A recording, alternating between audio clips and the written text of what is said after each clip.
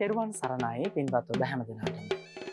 සිත නිවන පින්බීමක ඇසෙන සදහම් විහිරෙන් අවබෝධය සොයා යන ජීවිතයට සැනසුමක් එක් කරන්නට ඒ අරමුණින් අදිටනින් අදත් අපි සන්ධ්‍යාවේ මේ සූදානම් වෙන්නේ බෞද්ධ රූප වාහිනී නාලිකාව බාහිර පටිගත කිරීමක් ලෙසින් සිදු කෙරෙන ධර්ම දේශනාව නිකවැරටිය රස්නායකපුර නිලුම්ගොර පුරාණ විහාරස්ථානයේ සිට ආරම්භ කරන්න. වෙනදාට බෞද්ධ රූප වාහිනී මැදිරි පරිශ්‍රයේ පටිගත කෙරෙන මේ උතුම් වූ ධර්ම දේශනාව පවතින COVID-19 වෛරස තත්ත්වයත් සමග ගෞරවනීය ස්වාමින් වහන්සේගේ සෞඛ්‍ය ආරක්ෂිත බවත් එවැගේම මේ උතුම් වූ දේශනාව වෙනුවෙන් දායකත්වයෙන් කටයුතු කරන පින්වතුන්ගේ සෞඛ්‍ය ආරක්ෂිත බවත් අරමුණු කරගෙන අපි ස්වාමින් වහන්සේ වැඩ සිටින මේ පින්බිමේ සිට පටිගත කරන්නට යෙදෙනවා. ඒ අනුව මේ පින්බිමේ සිට අද දවසෙත් මේ උතුම් වූ දේශනාව පවත්වන අපේ පූජනීය කෝරළයාගම සරණතිස්ස පින්වත් ස්වාමින් වහන්සේ අපි සාදුනාද පාතමින් නමස්කාර පූර්වකව පිළිගනිමු. අවසරයි අපේ හාමුදුරුවනේ. සාදු සාදු සාදු. මේ ධර්ම දේශනාවේ දායකත්වයේ ධර්මයෙන් කටයුතු කරන්නට දෙන්නේ වෛද්‍ය දනුක නිලුපුල් මහතා, ඒ වගේම වෛද්‍ය සුසුදු ජයනේති මහත්මිය, රංජනී ජයනේති මහත්මිය, NB සුනිත්‍රා මහත්මිය ප්‍රධාන ඒ පින්වතුන්. එහෙමනම් පින්වත් දේශකයන්න් වහන්සේට අපි ගෞරවයෙන් යුතුව ආරාධනා කරමු මේ දේශනාව මෙතෙන් සිට ආරම්භ කරන්න. අවසරයි අපේ හාමුදුරුවනේ. සාදු සාදු සාදු. සමන්තා චක්කවාලේසු අත්‍රා ගච්ඡන්තු දේවතා සද්ධම්මං මුනි රාජස්ස සුනන්තු සග්ග මොක්ඛදං ධම්ම ශ්‍රවණ කාලෝ අයං බදන්තා ධම්ම ශ්‍රවණ කාලෝ අයං බදන්තා ධම්ම ශ්‍රවණ කාලෝ අයං බදන්තා නමෝ තස්ස භගවතු අරහතු සබ්බ ධම්මේසු අප්පටිහත ඥානචාරස්ස දස බලධරස්ස චතු වේසාරජ්‍ය විසරදස්ස සබ්බ සත්තුතමස්ස ධම්මිස්ස රස්ස ධම්ම රාජස්ස ධම්මස්සාමිස්ස තථාගතස්ස සබ්බඤුනෝ සම්මා සම්බුද්දස්ස නමෝ තස්ස භගවතු අරහතු සබ්බ ධම්මේසු අප්පටිහත ඥානචාරස්ස දස බලධරස්ස චතු වේසාරජ්‍ය විසරදස්ස සබ්බ සත්තුතමස්ස ධම්මිස්ස රස්ස ධම්ම රාජස්ස ධම්මස්සාමිස්ස තථාගතස්ස සබ්බඤුනෝ සම්මා සම්බුද්දස්ස නමෝ තස්ස භගවතු අරහතු සබ්බ ධම්මේසු අප්පටිහත ඥානචාරස්ස දස බලධරස්ස චතු වේසාරජ්‍ය විසරදස්ස සබ්බ සත්තුතමස්ස ධම්මිස්ස රස්ස ධම්ම රාජස්ස ධම්මස්සාමිස්ස තථාගතස්ස සබ්බඤුනෝ සම්මා සම්බුද්දස්ස. සද්ධර්ම ශ්‍රාවක කාරුණික ගුණගරුක බෞද්ධ පින්නතුනි, බොහෝම ශ්‍රද්ධාවෙන් යුක්තව සියලු දෙනාම සූදානම් වෙන්නේ තිලෝගුරු ශාන්තිනායක සම්මා සම්බුදුරජාණන් වහන්සේ විසින් ලෝක සත්වයන් පිළිබඳව අසීමිත දයාවෙන් කරුණාවෙන් මෛත්‍රියෙන් යුක්තව අවබෝධ කරගෙන දේශනා කොට වදාළ පරම ගම්බීර වූ ශ්‍රී සද්ධර්ම රත්නයෙන් අබමල් රේණුවකටත් වඩා අඩු බොහෝම පුංචි කොටසක් දේශනා කරවගෙන ධර්ම ගෞරවය පෙරදරි කරගෙන දේශනාගත ධර්මයේ ශ්‍රවණය කරන්නත් එසේ ධර්ම ශ්‍රවණය කිරීමෙන් ලැබෙන අවවාද අනුශාසනා තම තමන්ගේ ජීවිතවලට එකතු කරගෙන වඩාත් නිවැරදි මෙලව ජීවිතයක් සකස් කරගන්නත් නිවැරදි වුණ මෙලව ජීවිතයක් තුළින් සුගතිගාමී වූ පරලොව ආයිති භවයකින් සැනසීමේ උතුම් බලාපොරොත්තු ඇතුවයි. ධර්ම ශ්‍රවණානිසංසයත් උතුම් වූ ධර්ම දානානිසංසයත් ඒ උතුම් බලාපොරොත්තු මුදුන්පත් කර ගැනීම සඳහාම හේතු වාසනා වේවා කියලා ප්‍රාර්ථනා කරනවා. පින්නතුනි, මේ දිනවල මේ දේශනා මාලාව යටතේ අපි සාකච්ඡා කරන්නේ උතුම් වූ පරාභව සූත්‍ර දේශනාව. අද අපට සාකච්ඡා කරන්න තියෙන්නේ මේ පරාභව සූත්‍ර දේශනාවෙන් කෙරෙන 8 වෙනි ධර්ම දේශනාව. යෝ මාතරං වා පිතරං වා ජින්නකං ගත යොබ්බනං පහු සන්තෝන භරති තම් පරාභවතු මුකං. පිරිහීමේ කරුණු දේශනා කොට වදාළ අපේ භාග්‍යතුන් වහන්සේ මේ ගාථා රත්නයෙන් දේශනා කරනවා යෝ මාතරං වා පිතරං වා යමෙක් තමන් බිහි කළ මෑණියන්ට හෝ තමන් පෝෂණය කරන පියාණන්ට හෝ ජින්නකං ගත යොබ්බනං යෞවන වයස ඉක්මවල ඉන්න අවුරුදු 60 70 80 වයසේ පසු වෙන තම මව්පියන්ට සලකන්නේ නැත්තම් පහු සන්තෝන භරති තමන් පොහොසතෙක් වෙලා හිටියත් තමන් දුප්පතෙක් වෙලා හිටියත් ඒ මව්පියන්ට සැලකීම කරන්න ඕනේ. මව්පියන් පොහොසත්ව හිටියත් දුප්පත්ව හිටියත් දරුවෙකුගේ වගකීමක් යුතුයකමක් මව්පියන් පෝෂණය කරන එක. තම් පරාභවතු මුකං යම් දරුවෙක් එහෙම නොකරනවා නම් ඒක ඒකාන්ත පරිහානියේ දොරටුවක් කියලා දේශනා කොට වදාළා. එහෙමනම් පින්නතුනි, මේ අම්මා සහ තාත්තා කියන කාරණාව අපි විශේෂයෙන් සාකච්ඡා කරන්න වටිනවා.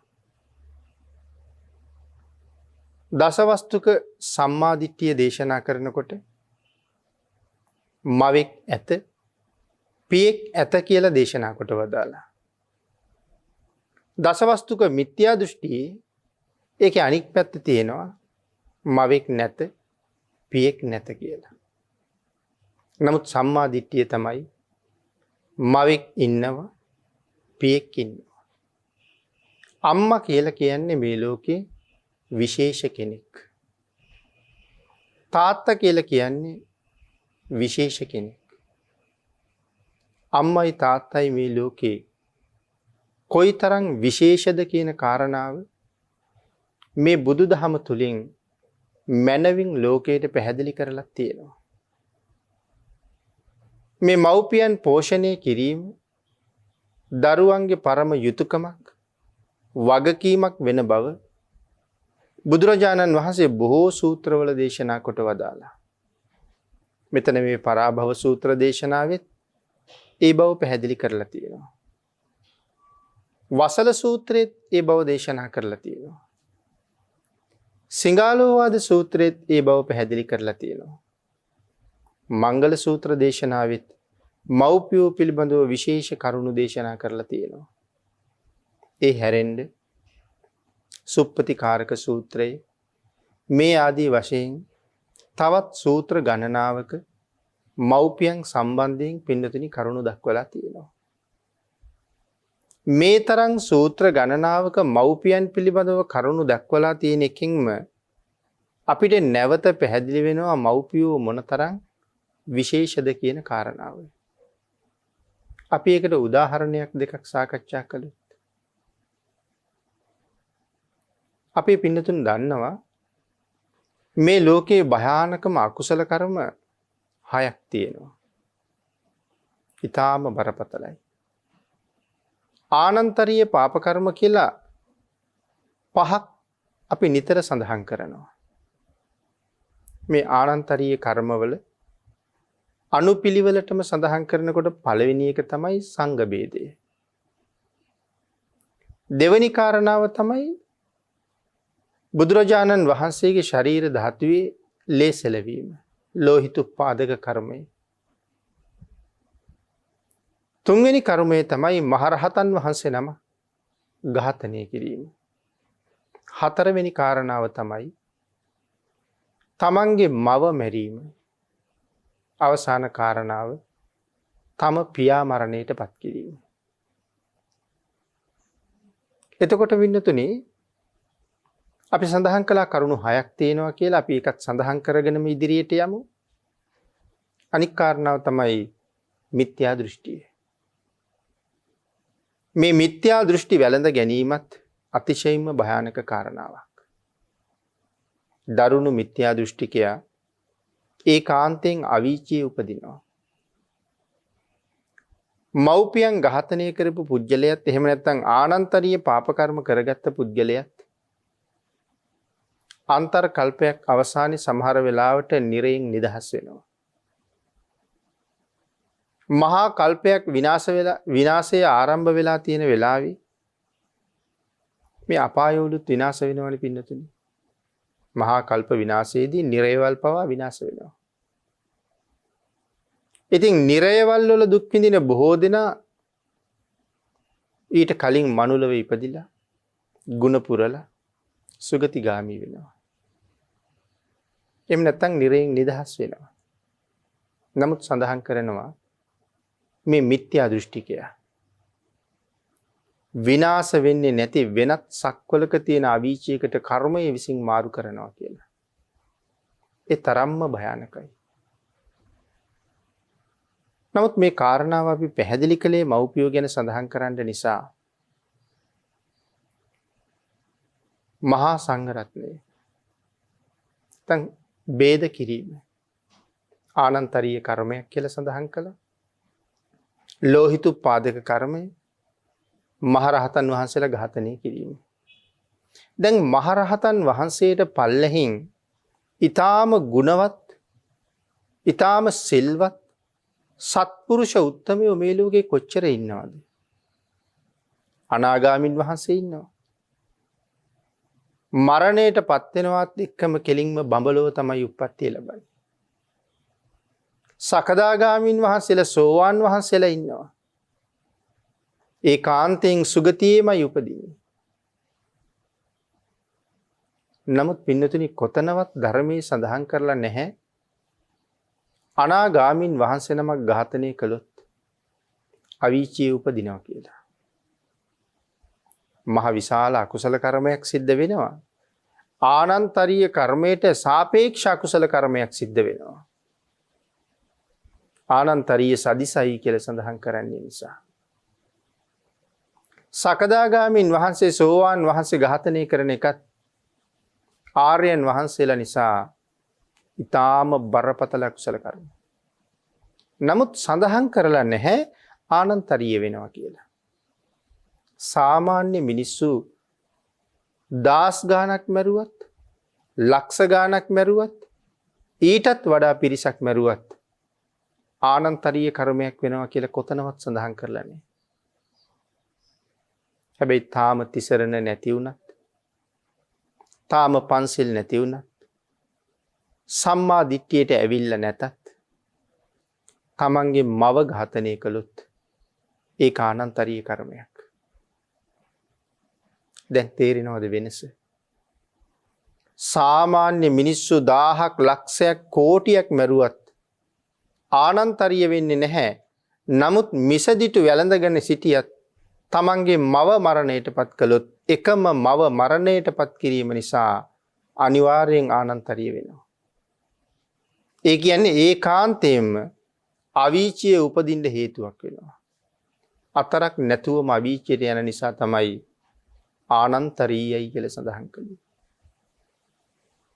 එතකොට මේ සාමාන්‍ය මිනිස්සු ලක්ෂ ගානකට කෝටි ගානකට වඩා මවගේ වටිනාකම තහවුරු කරලා තියෙනවා. පියාගේ වටිනාකම තහවුරු කරලා තියෙනවා. සෝවාන් වහන්සේට, සකදාගාමීන් වහන්සේට, අනාගාමීන් වහන්සේට වඩා ඉහළින් කතා කරලා තියෙනවා එතන. ඒ නිසා මව්පියෝ ඊටාම විශේෂයි. මවක් ඇත, පියෙක් ඇත කියලා දසවස්තුක සම්මාදිට්ඨිය පැහැදිලි කරනකොට විශේෂයෙන් දේශනා කරලා තියෙන්නේ ඒක මේ ලෝකයේ අතිශයින් විශේෂිත කාරණාවක් නිසා. මේ බුදුදහමට යම් කෙනෙක් ඇතුල් වෙන්න බලාපොරොත්තු වෙනවා නම් දේශනාවේ සඳහන් කරනවා ඒකාන්තයෙන් දහමට ඇතුල් වෙන්න කලින් මේ දසවස්තුක සම්මාදිට්ඨිය අපිට තියෙන්න ඕනේ කියලා. දසවස්තුක සම්මාදිට්ඨියවත් නැත්තම් ඔහු බුදුදහමට ඇතුල් වෙන්න තරම් සුදුසු පුද්ගලයෙක් නොවන බවයි සඳහන් කරන්නේ. එහෙනම් මවෙක් ඇත, පියෙක් ඇත කියන කාරණාව එතනත් සඳහන් කරනවා. ඒ කාරණාව අපි විශේෂයෙන් පිළිගන්න ඕනේ. මේ ලෝකේ සාමාන්‍ය මිනිස්සු 1000කට ලක්ෂයකට දොස් කීවත්, පහර දුන්නත්, නොඑක් ආකාරයෙන් කරදර කළත් යම් කර්මයක් ඒ තුලින් අපිට රැස් වෙනවද? මවට විරුද්ධව කියන එක වචනයක්. ඒ දහස් ගානකට, ලක්ෂ ගානකට විරුද්ධව කියපු වචන වලට වඩා අතිශයින්ම බරපතලයි. පින්නතුනි, ඒකට හේතු ගොඩක් තියෙනවා. දැන් මව්පියන්ට සලකන එක දරුවන්ගේ යුතුයකමක්. සිංහලෝවද සූත්‍රයේ අපේ බුදුරජාණන් වහන්සේ මව්පියන්ගෙන් දරුවන්ට වෙන්න ඕන යුතුයකම් 5ක් දේශනා කළා වගේම දරුවන්ගෙන් මව්පියන්ට ඉෂ්ට වෙන්න ඕන යුතුයකම් 5කුත් දේශනා කරලා තියෙනවා. මේ දෙගොල්ලගෙන්ම අන්‍යෝන්‍ය යුතුයකම් වුණුන්ට සම්පූර්ණ වෙන්න ඕනේ. සමහර වෙලාවට වර්තමානයේ මේ අම්මා තාත්තා බොහොම නොසලකා හැරලා තියෙන බව අපිට අහන්න දකින්න ලැබෙනවා. අම්මා තාත්තට විරුද්ධව බොහොම සැර පරුස විදිහට කතා කරන දරුවෝ ඕන තරම් ඉන්නවා. රවල බලනවා. එකට එක කියනවා. දුටු තැන නැගිටින්නේ නැහැ. ආචාර කරන්නේ නැහැ. සමහරලාට වඳින්නේ නැහැ. පෙර ගමන් එන්නේ නැහැ. පසු ගමන් කරන්නේ නැහැ. මේ යුතුයකම් මොකවත් බෞද්ධ සමාජයකවත් දන්නේ නැහැ අද. නමුත් ධර්මයේ මේ දේවල් ඔක්කොම සඳහන් කරලා තියෙනවා. මව්පියන්ට උදේ හවස වඳින්න වටිනවා. ඒ වඳිනකොට නිකම්ම නෙමෙයි, දෙපතුල මත නලල තියලා දන ගහලා වඳින්න වටිනවා. සමාව ඉල්ල. යම් වරදක් සිද්ධ වෙලා නම් මව්පියන්ට තමන්ගෙන් උන වරදට අනිවාර්යෙන් සමාව ගන්නම වෙනවා. එහෙම නැත්නම් ඒක කර්මයක් හැටියට විපාක දෙනවා. මව්පියන් යම් තැනක හිටගෙන ඉන්නවා නම් උස් ආසනවල ඉඳගෙන ඉන්න එක දරුවන්ට සුදුසු නෑ. මව්පියන් දුර බැහැර ගමන් ගිහිල්ලා එනකොට පෙර ගමන් ගිහිල්ලා පිළිගන්න වටිනවා. මව්පියන්ගේ අතේ ගෙදරට අරන් එන බර බඩු බාහිරාදී තියෙනවනම් ඒවා තමන් බාර ගන්න වටිනවා. උදේට හවසට වැඳලා සිදු වුණා නම් යම් වරදක් සමාවෙන්න කියලා සමාව ඉල්ලන්න වටිනවා.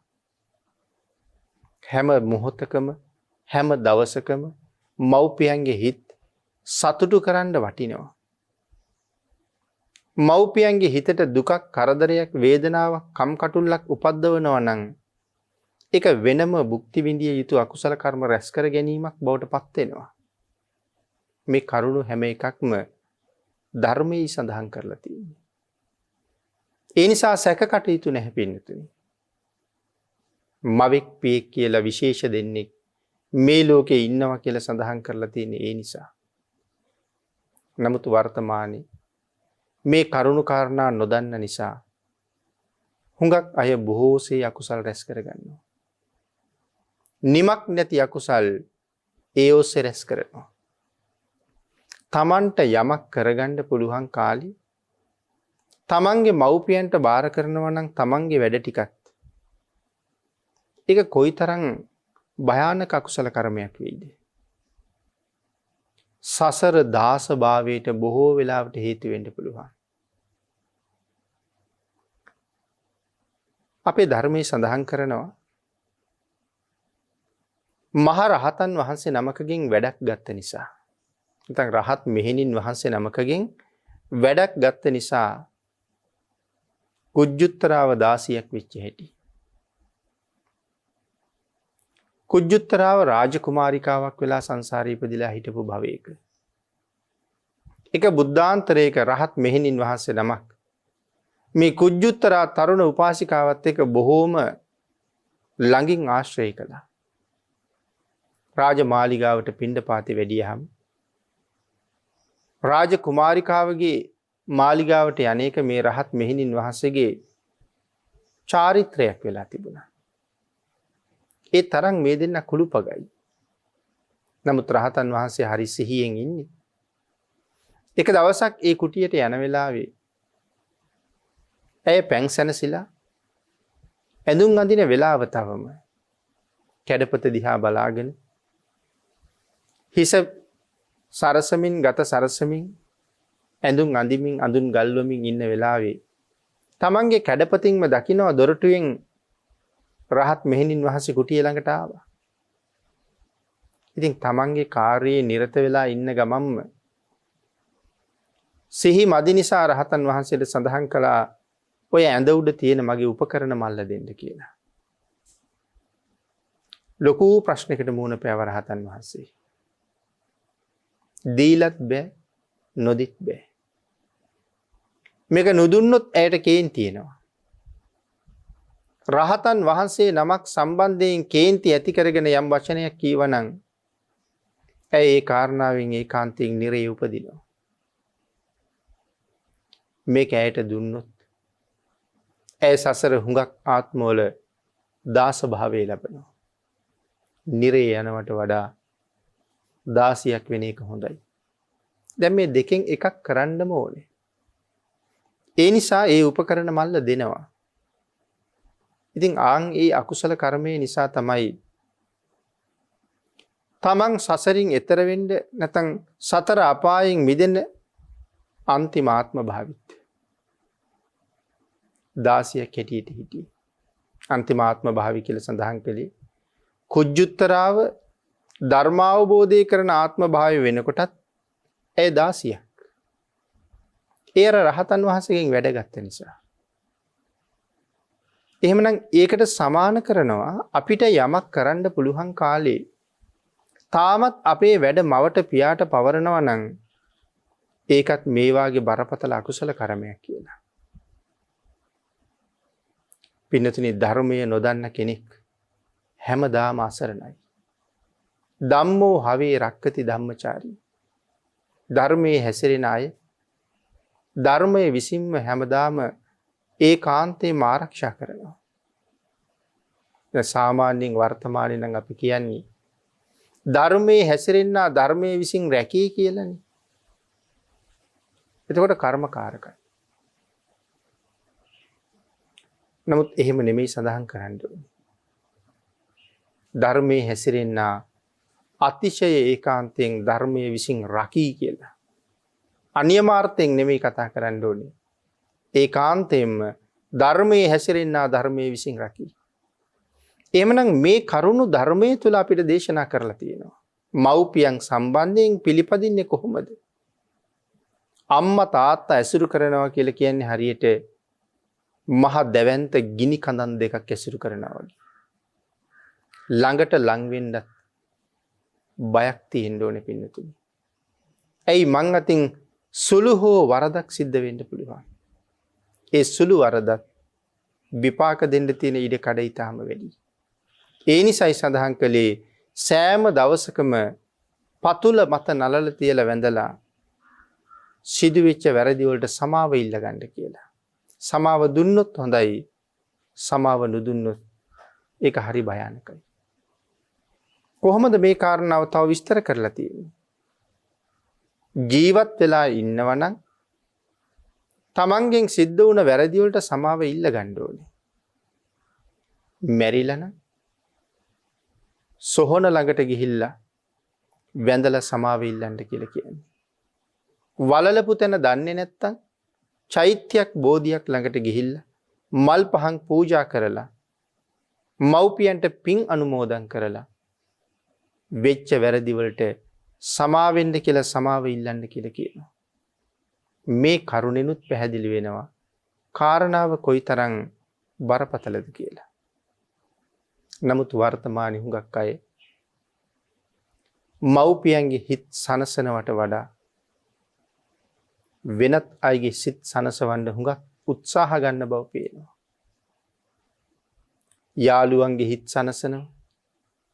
යාළුවෝ සනසන්න ගිහිල්ලා මව්පියන්ගේ හිත් රිදවනවා. බිරිඳගේ හිත සනසවන්න ගිහිල්ලා මව්පියන්ගේ හිත පාරනවා. දරුවන්ගේ හිත් සනසන්න ගිහිල්ලා මව්පියන්ගේ හිත් පාරනවා. මෙවන් කරුණු සංසාරේ අපිට ඒකාන්තයෙන් විපාක විඳින්න වෙනවා. හේතුව තමයි මව්පියන් ගැන නොදන්න මේ ලෝකේ ජීවත් වෙන අසරණයෝ සසරට බොහෝ අකුසල් රැස් කර ගන්නවා ධර්මය නොදන්න දිලිදු බව නිසා. මේ සඳහා හේතු වෙන කරුණු කාරණා රාශියක් පැහැදිලි කරන අපේ ධර්මයේ තුල එක කතාවක් සමාජයට මනා ආදර්ශයක් උදෙසා දේශනා කරලා තියෙනවා. මහමුගලන් මහරහතන් වහන්සේගේ අතීත ජීවිතය සම්බන්ධයෙන්. මහා කල්ප අසංකේයකුත් ලක්ෂයක පාරමිතා සම්පූර්ණ කරන මේ මහා පුරුෂයන් වහන්සේ ඒ පාරමිතා සම්පූර්ණ කරන්නේ ලෞතුරා බුදුරජාණන් වහන්සේ නමක් ළඟ අග්‍ර ශ්‍රාවකෙක් බවට පත් වෙන්න. මේ පාරමිතා සම්පූර්ණ කරන මේ මහා පුරුෂයන්න් වහන්සේ ඈත අතීතයේ සංසාරේ භවයක තමන්ගේ බිරිඳ සතුටු කරන්න ඕන නිසා තමන්ගේ අම්මටයි තාත්තටයි දරුණු විපතක් ඇති කළා. අම්මයි තාත්තයි මහලුයි. ඒ දෙන්නගෙම ඇස් පේන්නේ නැහැ. නමුත් ඔහුගේ බිරිඳ මේ මහලු මව්පියෝ තමන්ගේ ගෙදර ඉන්නවට අකමැතියි. ඒ නිසා ස්වාමියාට නිතර බොරු කියන්න පටන් ගත්තා. මව්පියන්ගෙන් තියෙන කරදර ගැන කියලා. එහෙම බොරු කියනවා විතරක් නෙමෙයි තව ටික දවසක් යනකොට මේ මහලු මව්පියන්ගෙන් තියෙන කරදර ඉවසන්න බැරි නිසා තමන් ගෙදරින් යනවා කියන කාරණාවත් සඳහන් කරනවා. නමුත් පින්නතුනි කාමාදික සත්වයා කාමයේ නිසාම සත්‍ය දකින්නේ නැහැ. කාමය අන්ධයි කියලා මේ ලෝකේ කියමනක් තියෙනවනේ. බිරිඳ තරම් මව්පියෝ වටින්නේ නැතුව යනවා. බිරිඳගේ හිත සනසන්න ඕන නිසා ඇය තමන් දාලා යන්නේක නවත්ත ගන්න ඕන නිසා මව්පියන් ගෙදරින් ඉවත් කරන්න කටයුතු කරනවා. දැස පේන්නේ නැති වයසක අම්මටයි තාත්තටයි කතා කරලා මේ පුතා කියනවා මව්පියවරුනි අහවල් ප්‍රදේශවල ජීවත් වෙන ඔබේ ඥාතිවරු ඔබ දෙපළ දකින්න බොහෝම කැමැත්තෙන් තමයි ඉන්නේ. අපි එහෙනම් එහි ගිහිල්ලා එන්න යමු කියලා මව්පියන් රථයක නංවගෙන කැලෑ ප්‍රදේශයකින් මව්පියෝ එක් කරගෙන යනවා. කැලෑව මැදට ගිහිල්ලා මව්පියන්ට කතා කරලා කියනවා මේ කැලෑවේ හරියට හොරු ඉන්නවා. රථය මදක් නතර කරලා මම ඉදිරියට ගිහිල්ලා බලලා එන්නම් හොරු ගැවසුන සලකුණක් තියෙනවද කියලා. රථය නතර කරලා රථයෙන් බැහැලා මද වෙලාවක් නිශ්ශබ්දව ඉඳලා හොරු ආපු නියාවක් පෙන්නනවා. පින්නතුනි මව්පියෝ යම්සේ අන්ධද මේ පුද්ගලයා ඊට වඩා අන්ධයි. කර්මය කර්මඵලය ඔහුට නොවැටහෙන තරමටම අන්ධයි. තමන්ගේ හඬ වෙනස් කරලා හොරු ආපු නියාව දක්වලා මව්පියන්ට තර්ජනය කරනකොට මව්පියෝ කෑ ගහලා පුතාට අඬ ගහලා කියනවා පුතේ අපි දැන් වයසයි. අපි නොමලත් දැන් මැරුණ අය වගේ. මගේ පුතා ජීවිතේ බේරගෙන උඹ යමන් කියලා කෑ ගහලා කියනවා. මාතෘ සෙනෙහස පීතෘ සෙනෙහස මේ වෙලාවෙවත් මේ පව්කාර පුතාට දැනුනේ නැහැ. හොරු ආපු විදිහටම හොරු කතා කරන විදිහටම කතා කර කර තමන්ටත් පහර දෙනවා වගේ කෑකෝ ගහ ගහ තමන්ම පොල්ලක් කඩාගෙන අම්මටයි තාත්තටයි මැරෙනකම්ම පහර දෙනවා. කැලෑවට ඇදලා දාලා ඔහු පස්සේ යන්න යනවා. ඒ කාරණාවෙන් ඔහුගේ බිරිඳ සතුටු වෙනවා. බිරිඳ සතුටු වීම ගැන ඔහුත් සතුටු වෙනවා.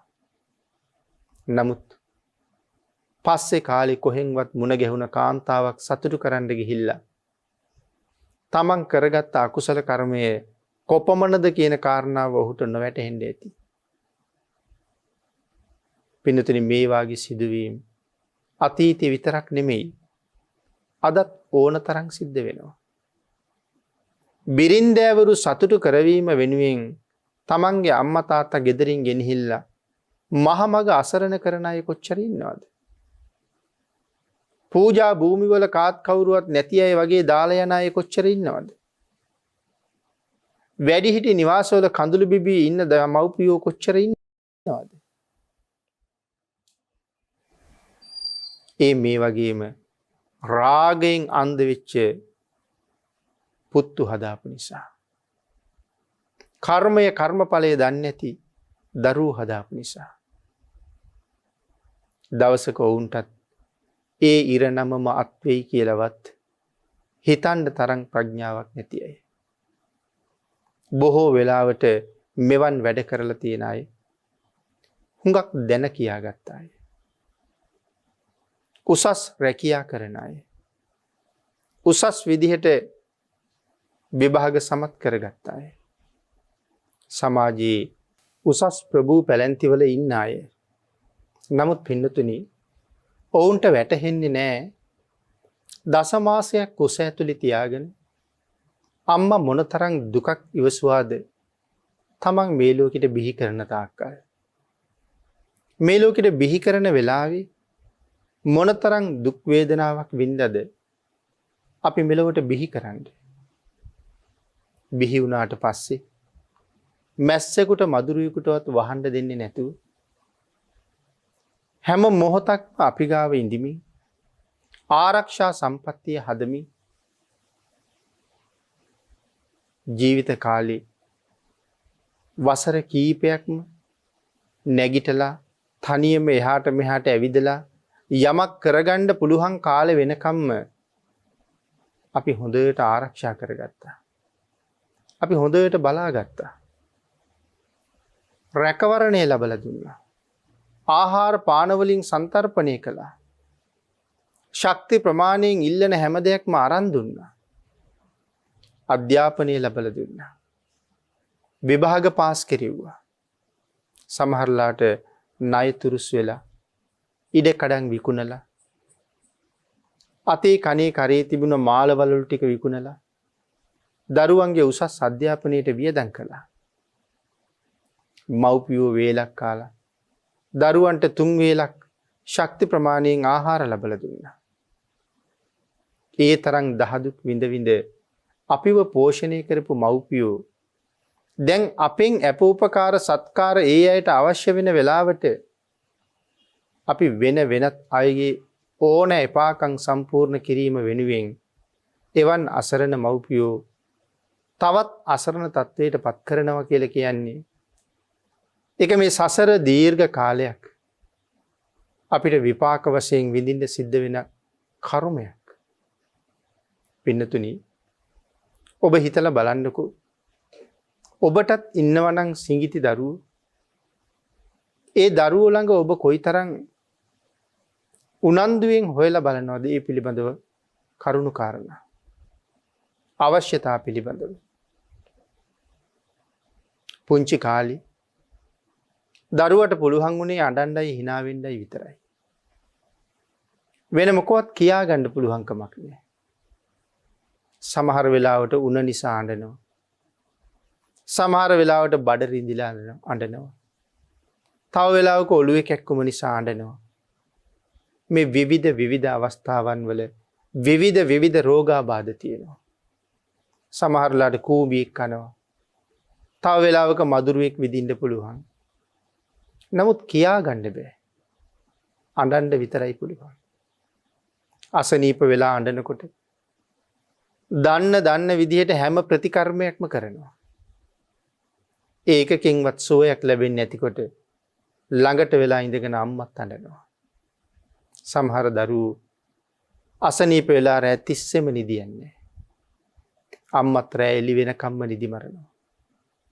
තාත්තත් රැ එළි වෙනකම්ම නිදි මරනවා අපි වෙනුවෙන් මෙච්චර කාලයයි බලාගන්න කියලා සීමාවක් නෑ යමක් කමක් තනියම හොඳට කරගන්න පුළුවන් වෙනකම්ම හොඳට බලා හදාගත්තා වැඩක් කළත් ළඟින් තියාගත්තා ළඟ තියාගන්න නොයෙක් ක්‍රම පාවිච්චි කළා ඒ වුණාට අම්මා අපි වෙනුවෙන් කරාපු කැපකිරීම තරම් කැපකිරීමක් ඔබ අම්මා වෙනුවෙන් කරනවද කියලා හිතලා බලන්න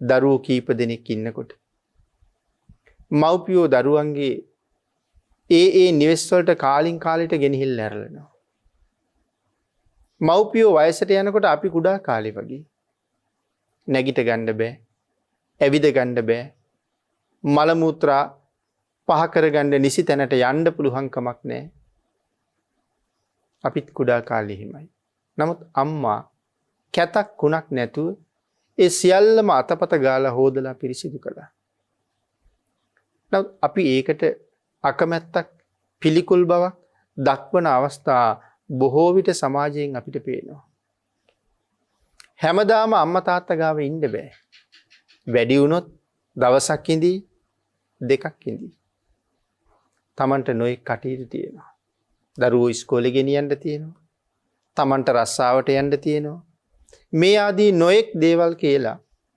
මව්පියෝ දාලා අපිට යන්න සිද්ධ වෙනවා හැබැයි අම්මා තාත්තා අපි කුඩා කාලේ එවන් අවශ්‍යතා කොච්චර තිබුණත් සමහර වෙලාවට අපි වෙනුවෙන් රැකියාවෙන් අයින් වුණා සමහර මව්වරු ඉන්නවා දරුවෙක් ලැබෙන්න ඇවිල්ලා දරු ගැබ යම් ප්‍රමාණයක් මේරුවට පස්සේ මුළු ජීවිතේටම ආයෙ රැකියාවකට නොයන්නම රැකියාවෙන් අයින් වෙනවා මාස ගණන් වල නිවාඩු අරගන්නවා ඒ වුණාට අම්මා තාත්තා වෙනුවෙන් අපි එහෙම කරනවද කියලා හිතලා බලන්න එහෙමනම් අර තරුණයා එදා තමන්ගේ බිරිඳගේ හිත සතුටු කරවන්න ඕන නිසා අම්මයි තාත්තයි මහ කැලෑව ඇතුලේ මරලා දැම්මා. අදත් එවන් අය ඉන්නවා කියන කාරණාවටයි අපි මේ කරුණු පැහැදිලි කළේ. නමුත් ඒකේ විපාකයේ හැටියට මරණයෙන් පස්සේ ඒකාන්තයෙන් අවීචයේ ඉපදිලා අන්තර්කල්පයක් තරම් දීර්ඝ කාලයක් අවීචයේ දුක් විඳා. අන්තර්කල්පයක් කියලා සඳහන් කළේ අවීචයේ ආයුෂ අන්තර්කල්පයයි. සමහරලාවට නැවත වෙනත් අකුසල කර්මත් එක්ක තවත් කාලයක් විවිධ නිරේවන් වල දුක් විඳින්න ඇති. මේ සියලු අකුසල කර්ම නිරයෙන් විඳිය යුතු ප්‍රමාණය ගෙවලා ඉවර කරලා මනුස්ස ලෝකේ ඉපදුනාට පස්සේ ආත්ම 100ක් ගුටි කාල මරණයටපත් වුණා. ඔය අතර ඒක ආත්මයක් තමයි තමන්ගේ අන්තිම ආත්ම භාවය. පාරමිතාව මුදුන්පත් කරගන්න ආත්ම භාවය. අපේ බුදුරජාණන් වහන්සේගේ කාලේ බ්‍රාහ්මණ කුලයේ ඉපදිලා 80 කෝටියක් මහ ධනස්කන්ධය අත්හැරලා ලෞතුරා බුදුරජාණන් වහන්සේ වෙනුවෙන් පැවිදි වෙලා භාග්‍යතුන් වහන්සේගේ අග්‍ර ශ්‍රාවකයන් දෙනම වහන්සේගෙන් වමත් ශ්‍රාවකයන් වහන්සේ බවට පත් වෙලා සම්මා සම්බුද්ධ ශාසනය වෙනුවෙන් සසර අහිංසක මිනිස්සු වෙනුවෙන් මහා ශාසනික මෙහෙවරක නිරත වුණා. ලෝක සත්වයා සසරින් එතර කරවීමේ උදාර කර්තව්‍ය සම්පූර්ණ කළා. මහා මුගලන් මහරහතන් වහන්සේ දිව්‍ය ලෝකෙට වැඩලා දෙවියන් මුණ ගැහිලා දෙවියන් එක්ක කතා කරලා මේ තරම් ආශ්චර්යමත් දිව්‍ය සම්පත් විඳින්න මොන විදිහේ පින්කම්ද කළේ කියන කරුණ අහලා මනුස්ස ලෝකෙට ඇවිල්ලා කියලා දෙනවා මේ පින්කම් මේ විදිහට කරගත්ත අය අද දිව්‍ය ලෝකවල මේ විදිහේ සැප විඳිනවා කියලා. තමන් වහන්සේගේ 이르දිමය හැකියාව යොදලා නිරයට වැඩම කරලා පින්නතුනි සඳහන් කරනවා සමහර වෙලාවක නිරිසතුන්ටත් බණ කියනවා කියලා. මොහොතකට නිරාගිනි දැල් නිවනවා කියලා. ඒ නිරිසතුන් විඳින දුක බලලා ඇවිල්ලා මනුස්ස ලෝකයේ අයට නිරයේ තියෙන දුක කියලා දෙනවා. නිරයෙන් වළක්වලා සුගතියේ සිත පිහිටවලා සසරින් එතර වෙන්න මඟ කියලා සසර දුක් විඳින සත්වයාට තමන් වහන්සේගෙන් වෙන්න ඕනේ මහත් යුතුයකමක් සම්පූර්ණ කරපු මහ මොග්ගල්ලාණන් වහන්සේ මරා දැමිය යුතුයි කියලා තීර්ථකයෝ කල්පනා කළා. උන්වහන්සේ සතු අපූර්ව දේශනා විලාසයේ සහ සුගතියේ දුගතියේ උපදින්න හේතු කරුණු උන්වහන්සේම ගිහින් බලලා ඇවිල්ලා දේශනා කරන නිසා අන්‍ය තීර්ථකයන් පවා වේගෙන් බුද්ධ ශාසනය දිහාට ඇදෙන්න පටන් ගත්තා. තීර්ථකයන්ට තියෙන ලාභ ලෝභ නැති වෙන්න පටන් ගත්තා. තීර්ථකයන්ගේ ශ්‍රාවක පිරිස අඩු වෙන නිසා මේ තීර්ථකයෝ කල්පනා කළා මේ මහා ශ්‍රාවකයා මරණයටපත් කළ යුතුයි. ආන් ඒ නිසා දූර්තයන්ට මසුරන් දහසක් දීලා මහා මුගලන් මහරහතන් වහන්සේ විනාශ කිරීමේ කාර්යය උන්ට බාර කළා. කළුගල්ලෙන වාසය කරපු මහා මුගලන් මහරහතන් වහන්සේ මරණයට පත් කරන්න හිතාගෙන මේ පෞකාර පිරිස ගල්ලෙන ළඟට එනකොට උන්වහන්සේ 이르දීම ගල්ලෙනින් අයින් වෙලා ගියා. දෙවනි වතාවෙත් ඒ සිද්ධිය ඒ විදිහටම සිද්ධ වුණා. තුන්වෙනි වතාවෙත් පිරිස ගල්ලෙන වට කළා. මහරහතන් වහන්සේ මේකට හේතුව බැලුවා. සාංශාරික කර්මය තමන්ට විපාක දෙන්න සූදානම් වෙන බව දැනගත්තා. එදා උන්වහන්සේ ගල්ලෙනින් වැඩියේ නෑ.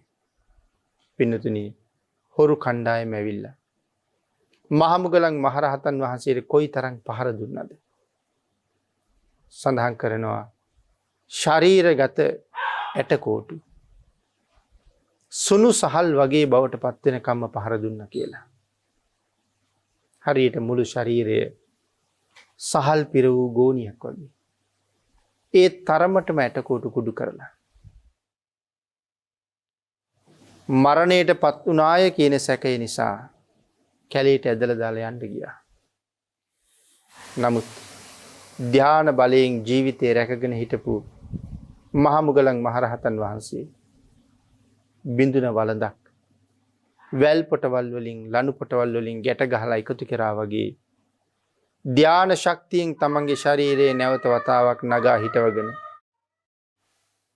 බුදුරජාණන් වහන්සේ ළඟට ගිහිල්ලා බුදුරජාණන් වහන්සේගෙන් අවසර ඉල්ලුවා ස්වාමීනි භාග්‍යතුන් වහන්සේ පිරිනිවන් පාණ්ඩයි. බුදුරජාණන් වහන්සේ සඳහන් කළා මොග්ගල්ලාන කොහෙදද පිරිනිවන් පාන්නේ? ස්වාමීනි කළුගල්ලෙනදිමයි පිරිනිවන් පාන්නේ. මොග්ගල්ලාන අපට ධර්ම දේශනාවක් කරන්න. භාග්‍යතුන් වහන්සේ දේශනා කරනවා මොග්ගල්ලාන ඔබ වගේ ශ්‍රේෂ්ඨ ආශ්චර්යමත් ශ්‍රාවකෙක් මේ සම්මා සම්බුද්ධ ශාසනය ආයේ දකින්න ලැබෙන්නේ. ඒ නිසා ධර්ම දේශනාවක් කරලම ගිහිල්ලා පිරිනිවන් පාන්න කියලා. බුදුරජාණන් වහන්සේගේ අවසරයෙන් එදා සාරිපුත්තයන් වහන්සේ පරිනිර්වාණයට කලින් ප්‍රාතිහාර්ය දක්වලා යම්සේ ධර්ම දේශනාවක් කළාද. ඒ විදිහටම අති උතුම් ප්‍රාතිහාර්යයක් දක්වලා ධර්ම දේශනාවක් කරලා බුදුරජාණන් වහන්සේට වන්දනා කරලා භාග්‍යතුන් වහන්සේගෙන් නික්මිලා මේ මහා ශ්‍රාවකයන් වහන්සේ තමන්ගේ වාසස්ථානයේදී පරිනිර්වාණයට පත් වුණා. සංසාරයෙන් එතර වෙන අන්තිම ආත්ම භාවීත් මේ විදිහට පොළොව වලින් තැලුම් කාලා මරණයට පත් වෙන්න සිද්ධ වෙන්නේ. එදා සංසාරේ මව්පියන්ට කරපු අපරාධී අවශේෂ කර්මයේ තාමත් ඉතුරු වෙලා තිබුණ නිසා. පින්නතුනි අපේ ධර්මයේ තවත් එක කාරණාවක් සඳහන් කරනවා මේ පිළිබඳව. තවත් බොහෝ කරුණු තියෙනවා අපි තව එක කරුණක් සාකච්ඡා කරමු. එක බ්‍රාහ්මණේ ඒ බ්‍රාහ්මණයාට කහවණු ලක්ෂ 8ක් විතර තිබුණා. දරුවෝ 4 දෙනෙක් ඉන්නවා. ඒ දරුවෝ 4 දෙනාට මේන් කහවණු ලක්ෂ 4ක් බෙදලා දුන්නා එක්කෙනාට ලක්ෂේ ගානේ. තමන්ගේ භුක්තියට 4ක් ඉතුරු කරගත්තා. මේ කාලේ බ්‍රාහ්මණයාගේ බිරිඳ බැමිණිය මරණයටපත් වුණා. දරුවෝ කල්පනා කළා අපේ තාත්තා වෙන බිරිඳක් ඇඳගෙන ආවොත් මේ ධනය ඇයට සහායගේ දරුවන්ට යනවා. එසේ නොවෙන්නේ අපි තාත්තා රවට්ටගෙන මේ මුදල් ටික ගමු කියලා. තාත්තා ළඟට ගිහිල්ලා කියනවා තාත්තා ගාව ඉතුරු ධනයක් තියෙනවා. තාත්තට දැන් ওই ධනෙන් පළක් නැහැනේ. ඒකත් අපට බෙදලා දෙන්න. තාත්තා ජීවත් වෙන තාක්කල් අපි තාත්තා බලා ගන්නම් කියලා. දරුවන්ගේ වචනේ විශ්වාස කළා. අඳින්න රෙදි කඩමලු ටිකක් ඉතුරු කරගෙන සියලු ධනය දරුවන්ට බෙදුවා. පින්නතුනි ටික දවසක් ගියා. මුලින්ම නතර වුණේ වැඩිමල් පුතාගේ ගෙදර. දවස් කීපයක් ගිහිල්ලා නාගෙන ගෙදර එන ගමන් පුතා පේන්නේ නැහැ. නමුත් ලොකු ලේලිය දොරකඩ ඉඳලා තාත්තට කියනවා වැඩිමල් පුතාට කියලා වැඩියෙන් දෙයක් දුන්නේ නැහනේ. ඇයි ඔය එන අතරමඟ අනික් දරුවන්ගේ ගෙවල් වලට යන පාර අමතකද කියලා ඇහුවා. එදා කල්පනා කළා පල නොකිය පලා බෙදෙන වැඩක් මේ කළේ. මේ විදිහට අනික් දරුවන්ගේ ගෙවල් වලටත් ගිහිල්ලා දින කීපේ ගත වෙනකොට මේ කතාවම තමයි අහන්න ලැබුණේ. හරියට නිකන් ගිනි දල්වා ගත්තට පස්සේ ගිනි පෙනෙල්ල අහක දානවා වගේ තමන්ගේ ධනෙ අරගත්තට පස්සේ තාත්තගෙන් වැඩක් නැති නිසා ඔවුන් හැමෝම උත්සාහ කරන් තාත්තා පන්නලා දාන්න. මේ පිරිස තාත්තා පන්නලා දැම්මට පස්සේ ඔහුට යන්න එන්න තැනක් නැහැ. ඇවිදලා හොයා සපයාගෙන අනුභව කරන්න තරම් කායික ශක්තියක් නැහැ. නොකා නොබී එක තැනක වැටිලා කල්පනා කළා කොහොමද මම ජීවත් වෙන්නේ කියලා. ඔහුට මතක් වුණා ශ්‍රමණ බවත් ගෞතමයන් වහන්සේ ගාවට යන්න ඕනේ. බුදුරජාණන් වහන්සේ ළඟට ගියත් කෙලින් හිටගෙන ඉන්න බැරි නිසා එතන වැටිලා ඉඳගත්තා. බුදුරජාණන් වහන්සේ කරුණු කාරණා අහනකොට සියලු විස්තර ඔහු ප්‍රකාශ කළා. ඔහු කියනවා ස්වාමීනි බල්ලන් ලවා ඌරම් පන්නන්නාසේ මගේ දරුවෝ ටික හැංගිලා බිරින්දෑවරු ලව්වා මට චෝදනා කෙරෙව්වා. මාව ගෙදරින් එළියට ඇදලා දැම්මෙව්වා කියලා. භාග්‍යතුන් වහන්සේ බ්‍රාහ්මණයට ගාථා 4ක් ඉගෙනුවා. පිරිස රැස් වෙලා දරුවොත් එතෙන්ට ඇවිල්ලා ඉන්න වෙලාවක පිරිස මැද මේ ගාථා 4 කියන්න කියලා. ඒ ගාථා 4ත් ඉගෙනගෙන තමන්ගේ ප්‍රදේශයේ උත්සවයක් තියෙන තැනක විවිධ ආභරණ වලින් සැරසිලා තමන්ගේ දරුවොත් එතෙන්ට ඇවිල්ලා ඉන්න වෙලාවක හැරමිටියත් අනගෙන ඒ සභාවට ගිහිල්ලා මිත්‍රවරුනි කියලා කතා කරලා තමන්ගේ අත ඉහළට ඔසවලා මටත් ගාථා කීපයක් කියන්න ඉඩ දෙන්න පුළුවන්ද කියලා ඇහුවා. ඒ අවසරයෙන් භාග්‍යතුන් වහන්සේ උගන්වපු ගාථා 4 ඔහු සජ්ජායනා කළා. අර රැස් වෙලා හිටපු පිරිස තීරණය කළා තමන්ට හැකියාව තියාගෙන අසරණ වෙච්ච මව්පියන්ට නොසලකන යම් දරුවෙක් යම් තැනක ඉන්නවද ඔවුන් මරලා දාමු කියලා පනතක් සම්මත කරගත්තා. අර දරුවෝ බීතියට පත් වෙලා තාත්තා ළඟට ඇවිල්ලා තාත්තට දන ගහලා වැඳලා කියනවා අනේ තාත්තේ අපි බේරගන්න තාත්තේ අපි බේරගන්න කියලා. නැවත මේ තාත්තා දරුවන් පිළිබඳව මොලොක් වුණ හදවතක් තියෙන නිසා අර පිරිසට කියනවා මගේ දරුවන්ට කරදර කරන්න එපා. මම මේක නිකන් කියපු කතාවක් කියලා. දරුවෝ එදා ඉඳලා තාත්තට සැලකුවා. නමුත් හැබැයි පීතෘ ගෞරවයෙන් නෙමෙයි පින්නතුනි. තමන්ට වැඩක් වෙන නිසා. සමාජයෙන් අවමන් වෙන නිසා. තමන් ජීවිතක්ෂයටපත් වෙයි කියලා හිතලා මිසක් පීතෘ ගුණය ගැන හිතලා නෙමෙයි. අදත් ඕන තරම් දරුවෝ ඉඩ කඩන් දීපල බෙදලා දෙන්න ගියහම තමන්ට අඩු වුණා අහවලාට වැඩි වුණා මේ ආදී නොයෙක් කරුණු කියා තමන්ට දුන්නේ නැහැ කියලා මව්පියෝ එක්ක ජීවිත කාලේ වෛර බඳිනවා. අමනාප වෙනවා. නඩු කියනවා. ධර්මයේ ඉගැන්වුවේ ජීවිතේ දීලා තියෙනවා ඒ හොඳටම ඇති. අතපය නොකඩ හදලා තියෙනවා ඒ හොඳටම ඇති. තමන්ගේ මුළු ජීවිත කාලෙම අම්මයි තාත්තයි දෙවුර මත තියාගෙන සියක් අවුරුද්දක් මව්පියන්ට සලකලා බිම තිබ්බත් ධර්මයේ සඳහන් කළේ ඒ අය මව්පියන්ට සැලකුවා මදි කියලා. දින්නා හම්බික්කවේ නසුප්පතිකාරකං වදාමි. කතමේ සංදින්නං මාතූච පිතූච. මහණෙනි මේ ලෝකේ දෙන්නෙක් ඉන්නවා. කවදාවත් සලකලා ඉවර කරන්න බැරි. කවුද? අම්මා සහ තාත්තා. මේ ආදි වශයෙන් මව්පියෝ ගැන භාග්‍යතුන් වහන්සේ දේශනා කරපු කරුණු පින්නතුනි තවත් බොහෝසේ අන්තර්ගතයි. ඒ නිසා විශේෂ කාරණාවක් යමෙක් වයෝවෘද්ධ තත්වයට පත් වෙච්ච තමන්ගේ මව්පියන්ට නොසලකා හරිනවා නම් ඒක ඒකාන්ත පරිහානිමුඛයක්. මෙලවත් පිරිහෙනවා, පරලොවත් පරිහානියටපත් වෙනවා. ධර්ම දේශනාවට තියෙන කාලය නිමා වෙලා නිසා අපි ධර්ම දේශනාව නිමා කරමු. මව්පියන්ගේ මෙවන් මහා ගුණ කදම්බයන් මනාව තේරුම් අරගෙන තමන්ගේ අසරණ මව්පියන් හැමදාම ආරක්ෂා කරන්න ඕනේ. තමන්ගේ මව්පියන් හැමදාම පෝෂණය කරන්න ඕනේ. ඒ අයට රැකවරණය දෙන්න ඕනේ. ඒ තුලින් මහා කුසලයක් ලබාගෙන මේ සංසාරයෙන් එතර යන්න කටයුතු කරන්න. ඔබ සියලු දෙනාටම ශක්තිය, ධෛර්යය, වාග්ය, වාසනාව උදා වේවා කියලා ආශිර්වාද කරනවා.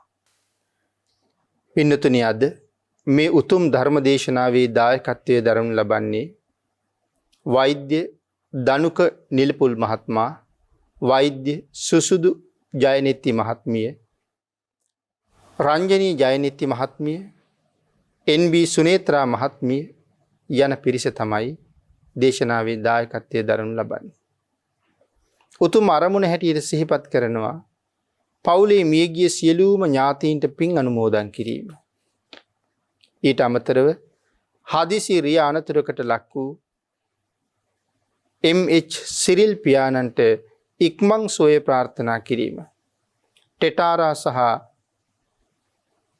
සිහාෂා දියණියන්ට තුනුරුවන්ගේ ආශිර්වාදය ප්‍රාර්ථනා කිරීම. සියලු දෙනාටම ප්‍රාර්ථනා කරන බෝධියෙන් සැප සහිත ප්‍රතිපදාවෙන් ඊටම ඉක්මන් භවයක උතුම් චතුරාර්ය සත්‍ය ධර්මය අවබෝධ කරගෙන සංසාරයෙන් එතර වීම අවසාන ප්‍රාර්ථනාව හැටියට සිහිපත් කරනවා. වෛද්‍ය දනුක නිලපුල් මහත්මයා ඇතුළු සත්පුරුෂ පිරිස විසින් පින් අනුමෝදන් කළ සියලු දෙනාටම පින් අනුමෝදන් වේවා. ආශිර්වාද කළ සියලු දෙනාටම රත්නත්‍රේ ආශිර්වාදයෙන් නිදුක් නිරෝගී භාවයේ චිර ජීවනයේ සැලසේවා. ඊටම ඉක්මන් භවයක ප්‍රාර්ථනා කළ ආකාරයෙන්ම උතුම් චතුරාර්ය සත්‍ය ධර්ම අවබෝධය ලැබේවා කියලා ප්‍රාර්ථනා කරනවා. ආකාසත්තා ච බුම්මත්තා දේවා නාග මහිද්దికා පුඤ්ඤන්තං අනුමෝදිත්වා චිරං රක්ඛන්තු ලෝක ශාසනං දේවෝ වස්සතු කාලේන සස්ය සම්පත්ති හේතුච පීතෝ භවතු ලෝකෝ ච රාජා භවතු ධම්මිකෝ